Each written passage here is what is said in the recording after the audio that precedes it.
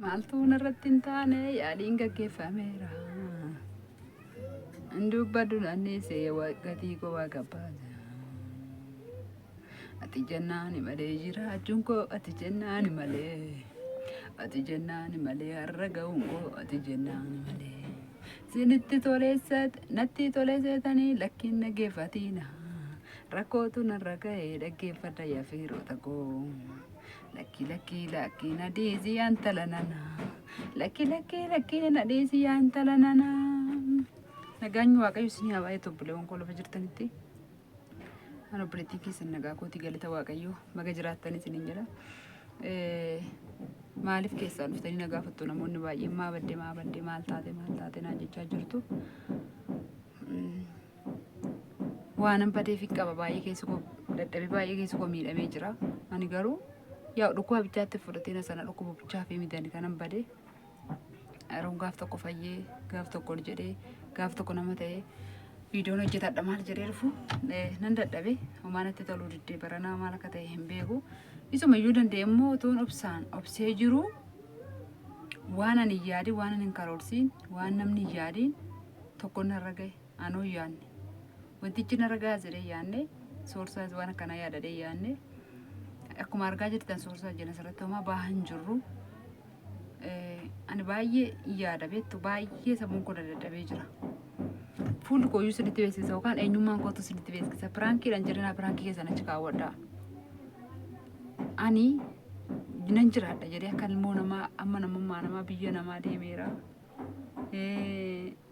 Ijaarradheera sitti milkaa'uu dadhabeera. Kaartaallee ittiin baasisa jedhee gizee lama nyaatameera. Bakka waan baay'een ta'a jechuudha. Amma garuu asirratti bahee dubbachuus na jibbisiise hin dubbadhuun ture baay'ee narra bahe. Amma kana gochuun koo isa hamaneenaa sana birrirratti ergee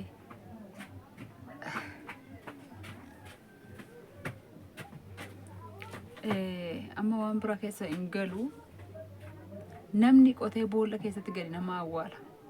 Hin beektanii bari joosiin. Jaallattaniiti nama tokko jaalladheera jettanii amantu. Soorsaa waan kana irratti yaada jedhee yaadne edaa yoo bifti namaas gadi bu'ee yoo eenyummaan namaas gadi bu'ee kaleessa amma geessan dhabdanii humnas dhabdanii yoo dhukkubsattanis edaa namni duubarraa waa qopheeffata. Ituu sammuu koo keessatti yaadne haati koo natti himtee turte natti himteetti haati koo ati namaaf xaaruu deemtesi namaaf xaartee dhuftesi. Mana kana keessa satiin jiraattu naan jettee dhuftee mana koo sana argite jechuudha naasa. Maaliif akkana naan jettee baay'ee natti dhaga'ame innis amma yoo laalee jiru bakka sababuma bifa koo dhabeetti sababuma humna koo dhabeetti sababuma bakka iddoo meeqa dhukkubsattu ta'e pirasoonis garaan koo ta'e isumaan immoo namni deeke immoo biyyuma ormaa deemee hojjeta umaa ani dhukkubni sudis illee narraa fagaachuu didee waa gaasha dhabee hin jedhe zimuman jedhe waan dhubaa soorsaa irratti ilaalle tariikaa isuman na yaalaa jira isumatti ishee hojjetee dhufee na jiraachisaa ijoollenis godaannaa ajajatan fedhuma isaanii naa kaffalanii waan tokko gisee tokkicha seeraan nan nagadadha. Kanuma kana laaleen obseesim jedhe edaa kana bichaa miti soorsaan ana awwaaleen narra deemaa irra lubbuun koo jiru jechuudha. Ituu lubbuun koo jiru maali jedheetuman zim jedha silkii wayiin babarreessa beektu baataarni motoree darga jijjiire silkii hin babarreessa naa galuu dide maaliif akka inni barreessu jechuudha. Baay'ee namni biyyootti gad nama dabalti dhaggeeffadha. Biyyootti gad nama dabalti. Samoona kana na dhukkubee ture isa harka jira silkiinis. Ituu harka taa'u baataarni jijjiira. Baataarni jijjiira soorsaan maaltee baataarni jijjiiraa deeman zim jedhe.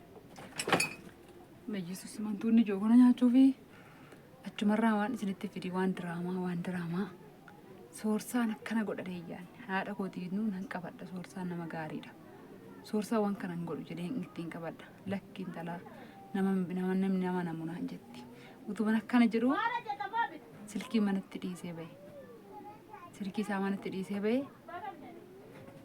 Baataarni maa jijjiira dheeman shillaa godhee zim jedhe silkii isaa manatti dhiisee naaba waan namni takkaan dhageenan gurra kootiin argee garuu waan tokko isinitti dubbachuufis yoo isinitti himatan garuu isin qoosaatti nama argaa qabdu ani garuu soorsaan akkana godha jedhee yaadne bakka injiraa mitiire.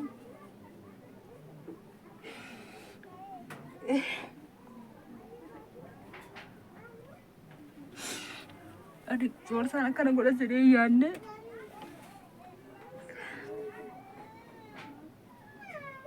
argitanii namni yoo bifa isaa dhabe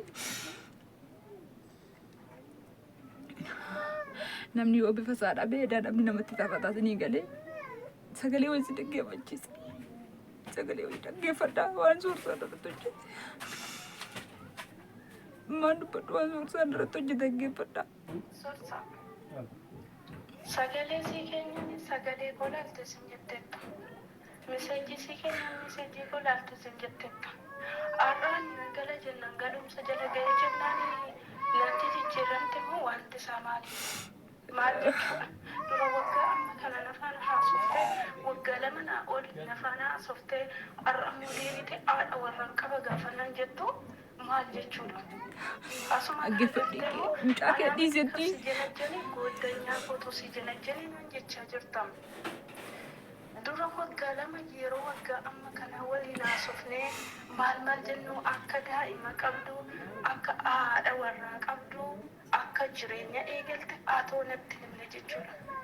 namni akkanatti namatti taphataa laala akkanatti namatti taphataa namni. Har'aas garagaltee anaa miti kan si jenajjanii goddanyaa koo si jenajjanii naan jette miti.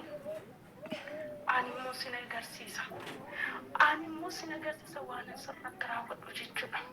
As garagaltee ani daa'iman qaba. Ani nama gaa'ela qabu. Ani nama haadha warraa qabu naan jette jechuudha. Waggaa lama nafaan haasofte jechuudha. Sammuun kee sin hojjetu. Sammuun kee sin hojjetu sin jedhamsi. Gaafa handi jettee na haasofsiiftu. Gaafa handi jettee bakka abbaa warraa keen kara fuulduraan si ta'a gaafaati naan jettu sana. Har'aa erga jaalala keessa na seensiftee erga gaa'ela waliin dhaabbanna biyya namaati kottuudhaan jettee ani jala ga'uudha. Nan dhufa jedhetti silkinarraa hin kaastu. Sagalee koo dhaggeeffattee zim jetta. Miseejii koo laaltee zim jetta. Maal jechuudha kunis? Dhaggeeffadhaa ishiin jettu dhaggeeffadhaa waan suursaan irratti namni hin jiran seedhaala. Dhaggeeffadhaa suursaaf intalli kun eenyummaa ishee hin beeku.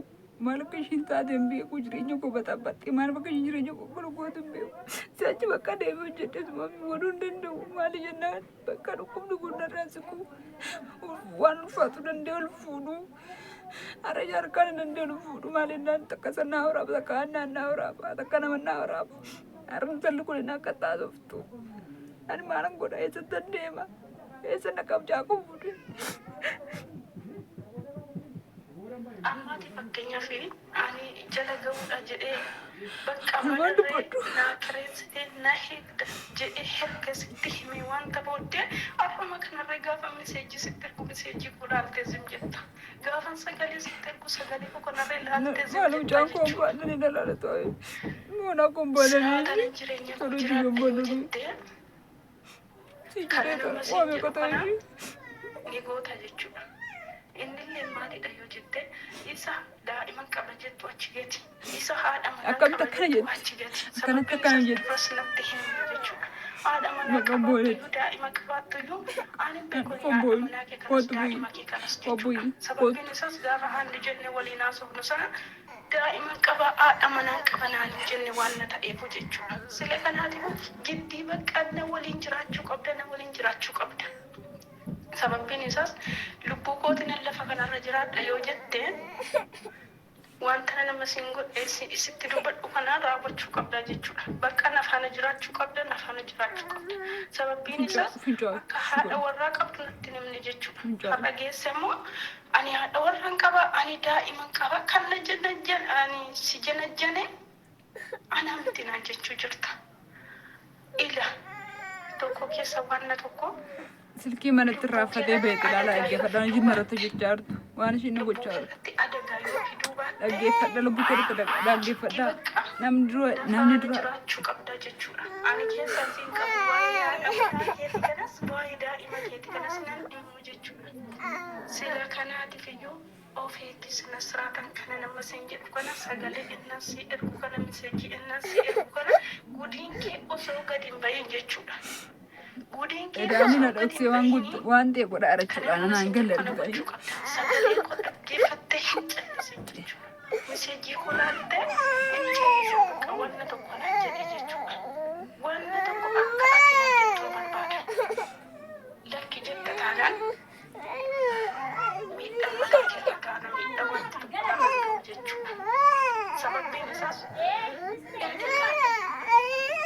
agartanii jireenya koodhaa waan ishiin gahaa jirtu.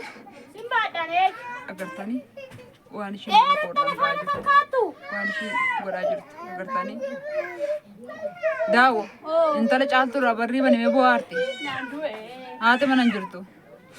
Agartanii akkanatti soorsaan irratti hojjechaa jira. Arganii gurbaa gadhiisee immoo kaameraa soorsaan akkanatti irratti hojjechaa jira jechuudha. Kanaaf iyyuu maa rakkoo hin qabu. Yaa osoo humna sin qabdu abdii sin qabdu bakka fayyaa sin qabdu. Maasinitti dubbachuu hin danda'u bakka kana booda suufarnaas. Intala kana sagalee beektu ta'e jireenya koo keessa akka hin baatu godha miseejii barreessaa fi naa gorsaa. Gargaarfachuu danda'u.